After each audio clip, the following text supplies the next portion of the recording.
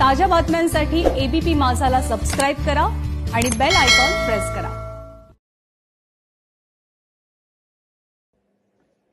नमस्कार, मी राहुल कुलकर्णी।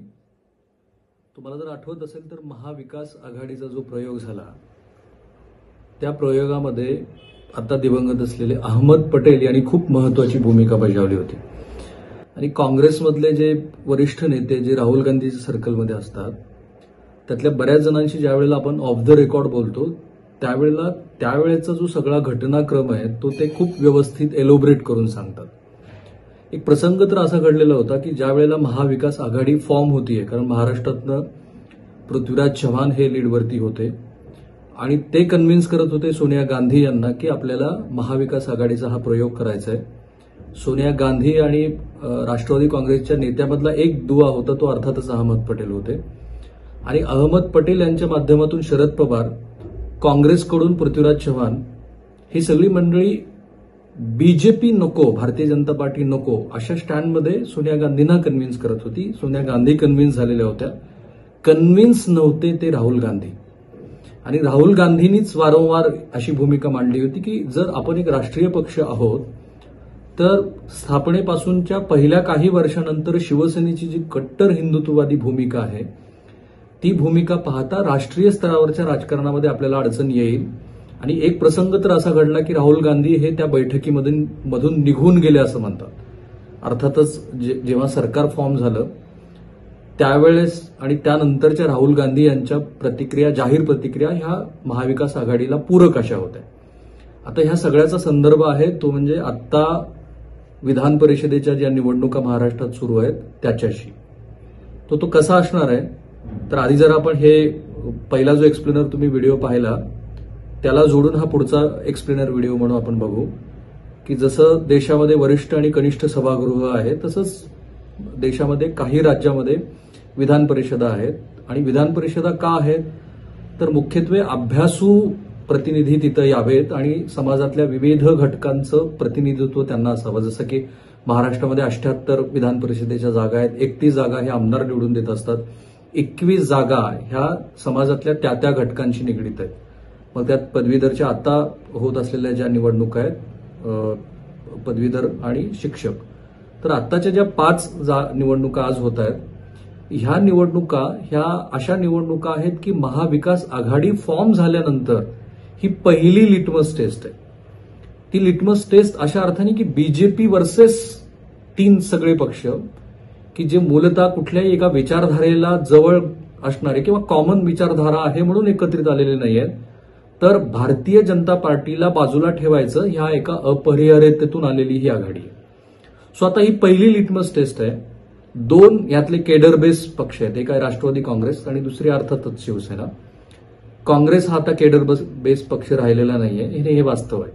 भलेही तुम्ही 2019 निवडणुकीतली जर आकडेवारी बघितली तर साधारणपणे 27 कोटी भारतीय जनतेनं अजूनही काँग्रेसला मतदान केलेलं आहे एक विचारधारा म्हणून। पण आता काय होणार आहे तर ही जी लिटमस टेस्ट आहे ह्या लिटमस टेस्टमध्ये ज्या मूळ हेतूला धरून हे सरकार अस्तित्वात आलं की भारतीय जनता पार्टी नको म्हणून आम्ही सगळे एकत्रित, आणि त्याला जर यश नाही मिळालं तर लगेचच काही होणार नाहीये, पण ती जी एक मांडणी होती राष्ट्रीय पातळीवरती अशी एक मांडणी करण्याचा जो वेगवेगळ्या राज्यामध्ये प्रयोग सुरू आहे की भाजप नको म्हणून आम्ही सगळे एकत्रित येतो, तर त्या लिटमस टेस्टमध्ये जर भारतीय जनता पार्टीने 5 पैकी अगदी 4 किंवा 3 जागेवरती जर विजय मिळवला तर तो एका अर्थाने हे सरकार सत्तेवर आल्यानंतरच्या मूळच्या त्या हेतूला ती छेद देणारी गोष्ट असेल, कारण 3 पक्ष वर्सेस भारतीय जनता पार्टी अशी ती लढत आहे। दुसरा मुद्दा काय की गेली वर्षभर हे सरकार सत्तेवर आल्यानंतर पहिल्या 3 महिन्याचा कालावधी वगळून बाकीच्या कालावधीमध्ये अर्थातच कोरोना हे संकट आहे आणि कोरोनाचे अजूनही हे सरकार झगडतंय, पण ज्याला कॉमन मिनिमम प्रोग्राम असं म्हणून या सरकारने नाव दिलेलं होतं त्या कॉमन मिनिमम प्रोग्राम मधली जी दिशा होती ती दिशा स्पष्ट झाली का त्यावरती हा जनतेचा कौल असणार आहे। आणि मी मतदारांची आकडेवारी बघितली तर मला असं वाटतं सुमारे 12 ते 13 लाख मतदार आणि सुशिक्षित मतदार हे या निवडणुकीमध्ये ह्या सरकारला कौल देतील आणि तो कौल पहिला असेल की ज्या कौलामध्ये ह्या सरकारच्या परफॉर्मन्स बद्दल, भले तो 1 वर्षाचा असेल आणि पुन्हा सांगायला पाहिजे की ते डिस्क्लेमर कोरोनाचं प्लस 1 वर्षाचा कालावधी हा कमी आहे, पण त्या कालावधीनंतर सुद्धा जर ह्या सरकारच्या विरोधात तो कौल गेला तर तो सरकारचं एका अर्थाने असलेलं ते अपयश म्हटलं जाईल आणि भारतीय जनता पार्टी त्याचा निश्चितच डिडीम पिटेल. आणि का नाही पिटणार? सो आता coming back to Ahmed Patel. So जर या सरकारला बीजेपी नको अशा एका मॅन्डेटवरती जर मॅन्डेट नाही मिळाला या 5 निवडणुकीमध्ये, तर मग मात्र जर आत्ता काँग्रेसची कमान राहुल गांधी हे सांभाळणार असतील, विच इज मोस्ट लाईकली, तर मग हा विचार पुन्हा एकदा काँग्रेसमध्ये सुरू होईल की जे बिहारमध्ये झालं की बिहारमध्ये एमआयएमनी तेच व्हिडिओ प्ले केले जे शिवसेनेनी इथल्या स्थानिक निवडणुकीमध्ये प्ले केले होते. आणि आता तर पश्चिम बंगालची निवडणूक आहे की ज्या निवडणुकीमध्ये 28% मुस्लिम मतदार आहे. तर एक राष्ट्रीय पक्ष म्हणून शिवसेनेबरोबर ज्या मोटोनी आपण एकत्रित आलेलो आहोत तो मोटो फुलफिल होतोय का? तो जर होत नसेल तर मग वेगळा विचार करावा का? आणि जर राहुल गांधी हे काँग्रेसच्या सेंटर पॉइंटला येणार असतील तर तो मग विचार पुन्हा एकदा काँग्रेस पक्षामध्ये नव्याने सुरुवात होईल. बाय द वे, मधल्या काही 2-4 महिन्यामध्ये ज्या पद्धतीची वक्तव्य काँग्रेस पक्षातल्या आणि खास करून विदर्भातल्या नेत्याकडून येत आहेत तो रेफरन्स असाच नसतो, कारण राजकारणामध्ये बिटवीन द लाईन्स खूप गोष्टी असतात. म्हणून ही निवडणूक अत्यंत महत्वाची आहे. त्यातल्या 2-3 महत्वाच्या गोष्टीवरती आपण छोटासा एक्सप्लेनर केला की ह्या निवडणुकीमध्ये मुख्यत्वे बीजेपी नको त्याचा मॅन्डेट मिळेल. बीजेपीच्या विरोधात लढलेल्या 3 पक्षांच्या मॅन्डेट मिळेल. 3ही पक्षाची केडर बेस आणि नेता म्हणून एक मोळी तयार झाली आहे का त्याचा मॅन्डेट मिळेल. आणि मग अर्थातच भविष्यातल्या एकूणच राष्ट्रीय आणि राज्यातल्या निवडणुकीचे संदर्भ ह्या निवडणुकीपासून सुरू होतील.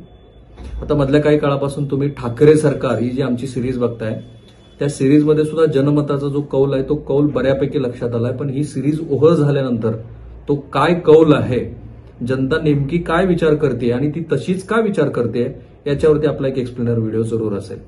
तुर्तास थांबूया आपण इथे. आम्हाला तुमच्या प्रतिक्रिया अपेक्षित आहेत.